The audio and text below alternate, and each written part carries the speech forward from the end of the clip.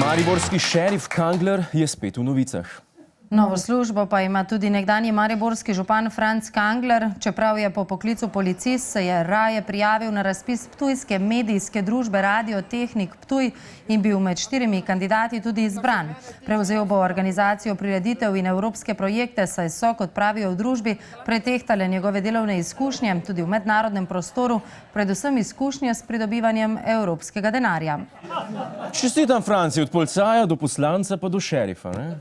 Ja, zdaj boš pa na nekem radiju Gruntor, kje boš lahko še denar pobasil. Bravo, super. Ti pa, kaj sem jaz to prav slišal, s čim točno bo imel Kangler opravka? S čim ima že izkušnjo? Lahko še enkrat. Predvsem izkušnje s pridobivanjem evropskega denarja.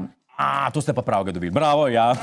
Bravo, to je, kaj bi na čelu organizacije za ohranitev spomina na holokaust postavili Hitlerja, ne? Ali pa v odbor za enakost ras Hitlerja. Franci mu vse pojedel. Nisem na intervjuju vprašal, čuj, Franci, a si bil ti kdaj obtožen korupcije? On bi ziher odgovoril, ne, razen 15-krat. In vi bi vedeli, da ne smete zadolžiti za črpanje evropskih sredstev tega človeka. No, Franci je mešetaril z apartmaji pod Pohorjem, pravoslavcem je dal poceni parcele v zameno za glasove na volitvah, prijateljem je rihtal službe na občini, denar za plinovod je porabil za univerzijado, pa še vso infrastrukturo Mariboru je prodal. In ptujski radio mu zdaj zaupa organiziranje prireditev in evropska sredstva.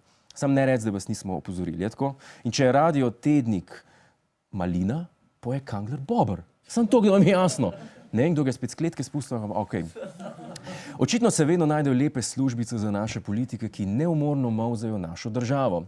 Politiki, jaz pa za konec vabim, da se pridružite 119 000 samostojnim podjetnikom in si odprete recimo SP, da bo enkrat za spremembo država malo vas molzla. Miro Cerar, zakaj ne? Miro Cerar, predsednik vlade, tudi ti. Če nimaš ideje, ko bi poimenoval svoje podjetje, ti jo damo mi. Recimo, dodatna pojasnila, Miro Cerar, SP. Dušan Mramor, zate imamo ime, uslužne storitve Švedom, Dušan Mramor, SP.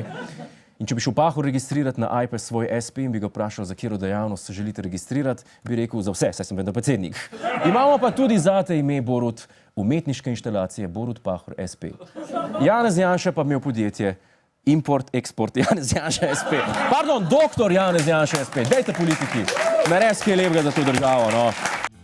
Hvala za ogled, ne pozabi pa tudi na oddajo Ta teden z Juretom Godlerjem ob četrtkih ob 22. uri na Planet TV.